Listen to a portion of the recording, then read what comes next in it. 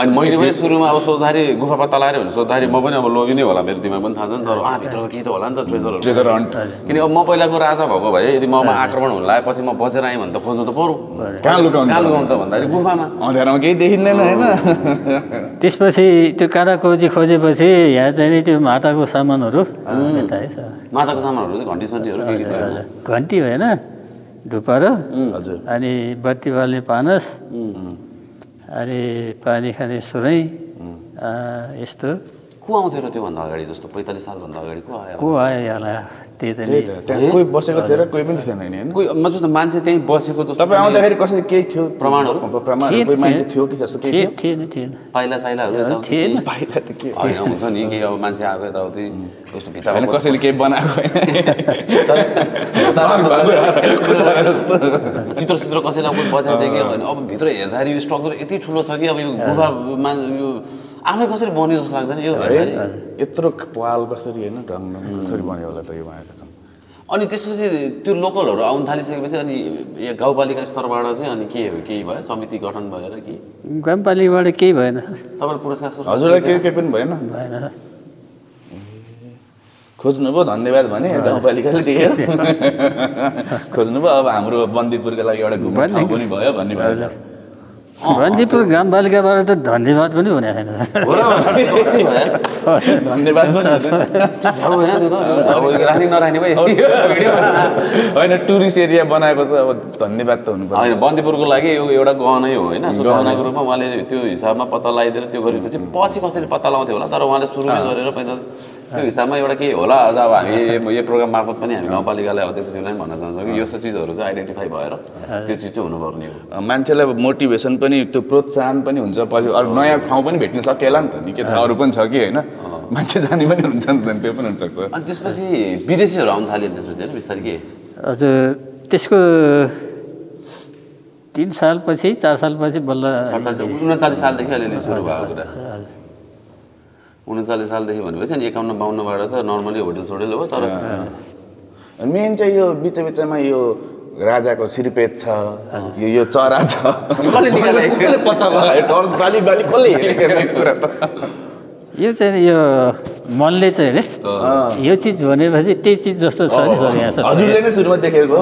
ए हजुरले नि यसो हेर्नुभयो यो त सिरिपेज हो भन्ने फेरि हामीलाई पनि हेर्नुलाई डिटो त्यही लाग्छ क्या अहिले हामीले हेर्नु त त्यही लाग्छ चरा भने चरै जस्तो लाग्छ होइन बोइलर कुखुरा भनेर देखाउँदा डिटो बोइलर कुखुरा देखाउँछ देखाउँछ नि त्यहाँ अब टाइगर चितुवै छ नि टाइगर छ यहाँ झन् एउटा खतरा चिज रहेछ यहाँ भित्र उता मेन त्यो बाबाको जस्तो त्यो मूर्ति फोटो छ होइन यहाँ अर्कै छ यहाँ एउटा यो चाहिँ बाबा यो पहाड चाहिँ कसरी पत्ता लगाउनु के इमेजिन गर्नु तर यहाँ त सबै ताल हुन्छ नि होइन यो जग्गामा पानी यहाँसम्म आउँछ सो यो केभको स्ट्रक्चर चाहिँ जस्तो यो हामी गएको यो लामो टनल जस्तो भयो अनि माथि बतासफुङ्गीबाट झर्छ तल जुन हामीले बच्चाहरूले त्यो डोरीबाट झुन्डाएर पैसा दिन्छौँ त्यो सजिलो छिटो सफा सजिलो हो त्यो चाहिँ ऱ्याफ्टिङ ठ्याक्क बिचमा पुग्छ यो भर्याङबाट ठ्याक्क अहिले प्रब्लम भ्लगमा देख्नुहुन्छ होला तपाईँहरूले त्यो कम्प्लिट अब स्ट्रक्चर त भ्लगमा देख्नुहुन्छ नि विषयमा भनेपछि त्यो एन्ड हो ए त्यहाँबाट सक्यो अनि बाजेले जति खोज्नुभयो जति भयो त्यति नै हो त्यसपछि अरू यसको चाहिँ बाटोहरू खोज्ने केही भएन छ त कि सक्यो कि केही छ कि छैन ए फेदसँगै पत्ता लगाउनु भयो यताबाट एउटा पानी जाने एउटा खोबिल्टो जस्तो चाहिँ जाँडो चाहिँ देखिन्छ तर जान सकिँदैन कतापट्टि हो त्यो अलि उता परेछ भर्याङबाट झर्नुपर्छ भर्याङबाट झरेर त्यो एउटा खोल्सा छ त्यो चाहिँ डर लाग्छ हेर्दै डर लाग्दो क्या कहाँ सानो खोल्सा छ नि त्यो स्ट्रक्चर पनि रमाइलो छ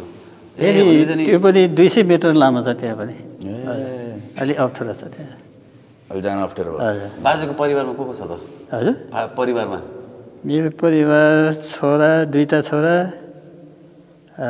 4टा छोरी अनि हामी बुढाबुढी अनि छोराहरू यहीँ छन् कि विदेशमा छन् छोराहरू छैन इन्डियातिर छ यतै हो इन्डियातिर विदेश त हो नि छोराले मुगलान पछि रहेछ नि त सुनाउनु हुँदैन थियो खालि मैले गुफा पत्ता लगाएको भनेर छोराहरूलाई तर होइन यो कुरा चाहिँ अब जसले लाइक त्यो चिजमा प्लस अब हामीसँग ऊ पनि हुनुहुन्छ जस्तो गुफाकै अब अहिले कोषाध्यक्ष पनि हुनुहुन्छ टिभी हुन्छ जस्तो बोलाउने के छ बोलाउँ अब धेरै धेरै धन्यवाद होइन अनि यो सिद्ध गुफा कुरा सकेको छैन सिद्ध गुफा भनेर सिद्धगुफा नाम चाहिँ कसरी यो नाम चाहिँ नि यस्तो हो सर किनभने यहाँ धेरै अब धर्म गर्ने आउने भयो भगवान् सम्झने आउने भयो सबै आयो आफै मन्दिर जस्तो गरेर मान्छे आउनु थाल्यो धर्म भन्नु त्यहाँबाट यहाँ चाहिँ नि अब के छ यहाँ के भनेर पूजा गर्ने भन्ने भयो कि निस्क्यो अनि मेरो बाबा चाहिँ नि एकदम ज्योतिषी नै होइन त्यसै भुइँपट्टा के अरे झाँक्री थियो मेरो बुवा चाहिँ आँखा नदेखेर बस्नु भएको थियो त्यहाँबाट मैले भने गएर बा यो सिद्ध के यो गुफाको नाम के राख्ने भनेर धेरै मान्छेले सोधेको छ यहाँ पूजा गर्नुपर्छ भनेछ के नाम राख्ने बा भनेर भने त्यहाँबाट अनि बाबाले भन्नुभयो म जान्छु मलाई लैजाऊ भने हजुर बुवालाई बोकेर ल्याएर त्यहाँ राखेँ त्यहाँबाट बुवाले सबै देवताहरू बोलाएपछि बुवाले के भन्नुभयो भने यहाँ चाहिँ सिद्ध भनेर पूजा गर्नु यहाँ चाहिँ नि दिनमा चाहिँ नि 12 बजे चाहिँ नि 33 कोटी देवताहरू चाहिँ यहाँ बैठक हुन्छ मिटिङ गर्छ त्यतिखेर यहाँ आवाज दिन्छ सर आवाज दिन्छ हजुर त्यो मान्छे नहुने बेलामा यसो आयो भने 1-2 जना आयो भने आवाज दिन्छ कि त्यतिखेर देवताहरूको बैठक बस्ने ठाउँ हजुर 33 कोटी देवताहरू 12 बजे यहाँ मिटिङ बस्छ अरे कि अहिले चाहिँ यहाँको वडाको मिटिङ बस्दो रहेछ होइन यस्तो जस्तो बुवाले चाहिँ त्यो यहाँ आएपछि त्यो कुरा पत्ता लगाउनु भयो जस्तो यहाँ यसो देवताहरू हुन्छ यो कुरा गर यसरी चाहिँ गर भनेर बोकेर ल्याउनु भएको यो बाफ आइरहेको छ र अहिले कहाँबाट हो यो आइरहन्छ यस्तै हो पानी होला पानी के होला बाफ यो चिसोले त्यही त बाफ अघिदेखि धुवा आइरहेको छ म त के भइरहेको छ आगोको लागि भाग्नु पर्यो कि गुफाभित्र धुवा आइरहेको छ नि यहाँ ल बुवा धेरै धेरै धन्यवाद है तपाईँले हामीलाई अब धेरै यो गुफाको बारेमा एकदम जानकारी दिनुभयो अब चाहिँ हामी अब तपाईँपछि अब हाम्रो कोषाध्यक्ष हुनुहुन्छ अनि त्यसपछि हामीसँग यो गुफा घुमाउने भिडियोमा देख्नु भयो होला भिडियोमा दाइ बुवालाई धेरै धेरै धन्यवाद अनि अब हामी चाहिँ आफ्नो पहलबाट गाउँपालिकामा गएर चाहिँ यसो के गरायो भनेर चाहिँ हुन्छ जुन हजुरले गाउँपालिका धन्यवाद पनि दिएको छ धन्यवाद चाहिँ 100% अहिले कन्फर्म गर्छु म हामीबाटै सुरु गर्छौँ धन्यवाद एकदम बुवालाई खोजेर हामीले पनि यो हेर्न पायौँ त्यसको लागि धेरै धेरै धन्यवाद अनि अब गाउँपालिका स्तरमा नि एकचोटि गरेर कुरा गरेर कसरी हुन्छ त्यो गरौँला नि भयो एकदम हजुरले बन्दीपुरलाई दिएको खतरा गहना हो